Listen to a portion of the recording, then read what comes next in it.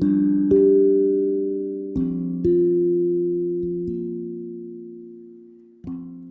مکتوب خط کیسری کی طرف سے بغداد کی جانب، فروری 1243۔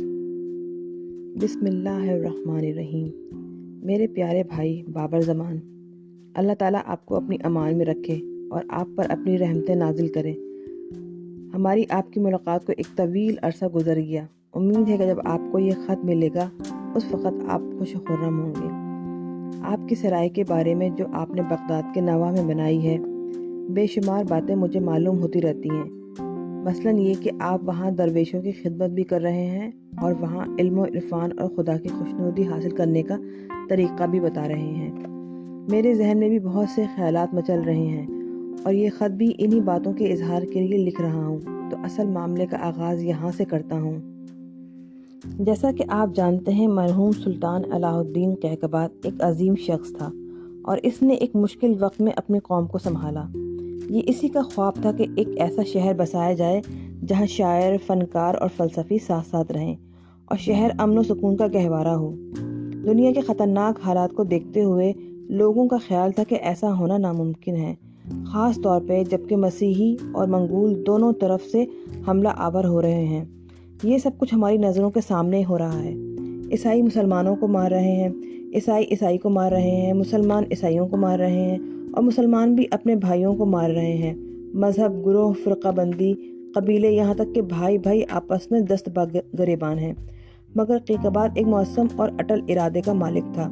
اپنے مقصد کے لیے اس نے قونیہ کے شہر کا انتخاب کیا تاکہ وہ اپنے خواب کو سچ کر دکھائے۔ آج کل قونیہ میں ایک نہایت بلند پایہ عالم رہائش پذیر ہیں۔ معلوم نہیں آپ نے ان کے بارے میں سنا ہے یا نہیں۔ ان کا نام مولانا جلال الدین ہے، لیکن وہ رومی کے لقب سے پکارے جاتے ہیں۔ میری خوش قسمتی ہے کہ میں ان سے ملاقات کا شرف حاصل کر چکا ہوں، بلکہ ان کی شاگردی بھی اختیار کر لی ہے۔ سب سے پہلے ان کے استاد کی حیثیت سے میں نے انہیں دیکھا، پھر ان کے والد کی رحلت پر، پھر ان کی والدہ کے انتقال پر میں نے تعزیت کے لیے ان کی طرف گیا اور پھر کئی سال تک ان کا شاگرد رہا۔ ہاں میرے بھائی، میں اپنے شاگرد کا شاگرد رہ چکا ہوں۔ وہ اس قدر معاملہ فہم اور ذہین ہے کہ ایک مقام پر آ کے میری صلاحیتیں جواب دے گئیں اور پھر وہ مجھے سکھانے لگے۔ اس کے والد بھی بڑی صلاحیت کے مالک تھے، مگر رومی میں جو خوبیاں ہیں وہ شاذ و نادر ہی پائی جاتی ہیں۔ مذہب کے بارے میں تو ایک ایک نقطے پر اس کی گہری نظر ہے اور وہ خزانے کا ایک ایک گوہر تلاش کر کے اس کو چمکا دمکا کر یوں سامنے لے کے آتا ہے کہ ہر ایک کی عقل دنگ رہ جاتی ہے۔ میں آپ کو یہ بار بار کرانا چاہتا ہوں کہ یہ میرے ذاتی خیالات نہیں ہیں۔ جب رومی کی ملاقات مایہ ناز صوفی، دوا ساز اور عطر فروش فرید الدین عطار سے ہوئی تو رومی اس وقت بالکل نوجوان تھا۔ عطار نے اسے دیکھتے ہی کہا، یہ لڑکا لوگوں کے دلوں میں گھر بنائے گا اور ان کے دروازے کھولے گا اور ان دلوں میں محبت کی آگ کو بھڑکا دے گا اور تمام اہل باطن اس کے گرویدہ ہو جائیں گے۔ اسی طرح جب وہ ابن عربی سے ملا، جو کہ ایک بلند پایہ فلسفی، مصنف اور صوفی ہیں، انہوں نے رومی کو اپنے والد کے ساتھ کہیں جاتے ہوئے دیکھ کر کہا، اللہ تعالیٰ کامیاب کرے، ایک جھیل ہے تو دوسرا علم کا سمندر۔ محض 24 سال کی عمر میں رومی ایک روحانی قائد بن چکا تھا۔ آج 13 سال بعد قونیہ کے باشندے اسے اپنا رول ماڈل سمجھتے ہیں۔ ہر جمعے کو مختلف علاقوں سے لوگ اس کی تقریر اور خطبہ سننے آتے ہیں۔ اس نے قانون، فلسفہ، تاریخ، کیمیا، فلکیات، الجبرا جیسے علوم پر مکمل عبور حاصل کر لیا ہے۔ کہا جاتا ہے کہ اس کے 10,000 شاگرد اور مرید ہیں۔ اس کے پیروکار اس کے ایک ایک لفظ کو مقدس درجہ دیتے ہیں اور ان کی نظروں میں وہ ایک ایسا بطل جلیل ہے جو دنیا کو اسلام کی روشنی سے منور کر دے گا۔ میں نے رومی کو ہمیشہ اپنی اولاد کی طرح چاہا۔ میں نے اس کے مرحوم باپ سے وعدہ کیا تھا کہ میں ہمیشہ اس کی سرپرستی کروں گا۔ اب جب کہ میرا آخری وقت قریب ہے، میں چاہتا ہوں کہ وراثت باز اور نیکوکار افراد کی صحبت میں زندگی گزارے۔ وہ بلا شبہ ایک کامیاب اور شاندار آدمی ہے، مگر اس کے باوجود وہ کئی بار مجھ سے اس بات کا اظہار کر چکا ہے کہ وہ کوئی کمی محسوس کر رہا ہے۔ اس کی زندگی میں کہیں نہ کہیں کوئی خلا رہ گیا ہے اور یہ خلا اس کے خاندان کا کوئی فرد یا کوئی مرید پورا نہیں کر سکتا۔ ایک بار میں نے اسے کہا کہ ابھی اس کا علم کچا ہے، ابھی وہ صحیح آنچ پہ نہیں پکا ہے۔ اس کا پیالہ اس وقت لبالب بھر سکتا ہے جب وہ اپنے دل کے دروازے پوری طور پر کھول دے اور محبت کے دریا کو ہر طرف لٹانا شروع کر دے۔ اس نے مجھ سے پوچھا کہ ایسا کرنے کا طریقہ کیا ہے، تو میں نے اسے بتایا کہ اپنا ایک دوست اور ساتھی بناؤ، ایسا دوست جو خود بھی سیدھے راستے پر چلے اور تمہیں بھی چلائے، اور یہ سیدھا راستہ وہ ہے جو قرآن ہمیں بتاتا ہے، یعنی مومن ایک دوسرے کا عکس ہوتے ہیں۔ قبل اس کے کہ میں اصل مسئلہ بھول جاؤں، آپ کے گوشت گزار کر ہی دینا بہتر ہے۔ ایک دن وہ میرے پاس آیا اور ایک خواب کی تعبیر پوچھنے لگا جو کہ اسے کئی دنوں سے پریشان کر رہا تھا۔ اس نے بتایا کہ وہ ایک بہت بڑے شہر اور انسانوں کے سمندر میں کسی کو تلاش کر رہا ہے۔ وہ شہر یہاں سے بہت دور ہے اور وہاں عربی زبان بولی جاتی ہے۔ اس نے بتایا کہ وہ ایک بہت بڑے شہر اور انسانوں کے سمندر میں کسی کو تلاش کر رہا ہے۔ وہ شہر یہاں سے بہت دور ہے اور وہاں عربی زبان بولی جاتی ہے۔ غروب آفتاب کا منظر انتہائی دلکش ہوتا ہے۔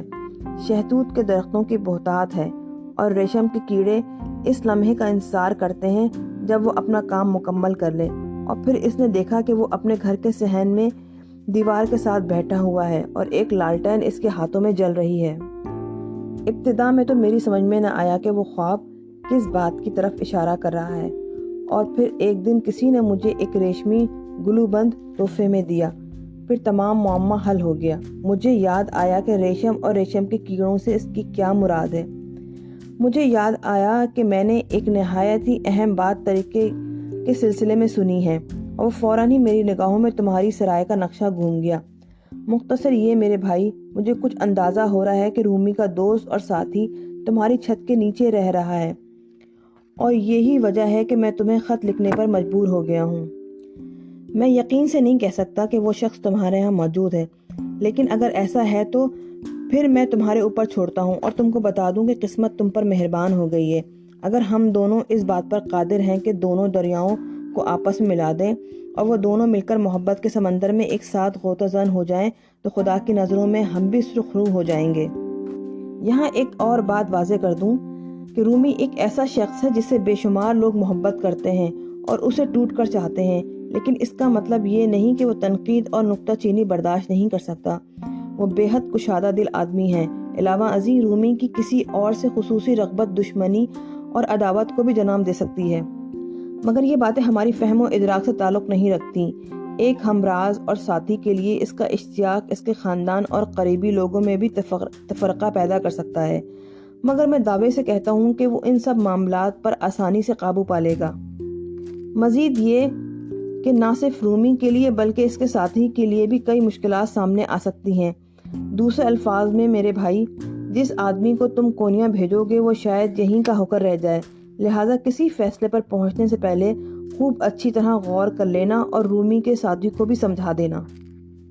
میں معذرت خواہ ہوں کہ میں نے تم کو بڑی الجھن میں ڈال دیا، مگر جیسا کہ ہم دونوں سمجھتے ہیں، اللہ تعالیٰ کسی پر اتنا ہی بوجھ ڈالتا ہے جتنا وہ برداشت کر سکے۔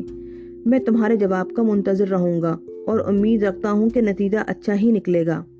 اللہ کرے قسمت کا ستارہ آپ پر ہمیشہ چمکتا رہے اور آپ دونوں خوش و خرم رہیں۔ اللہ حافظ۔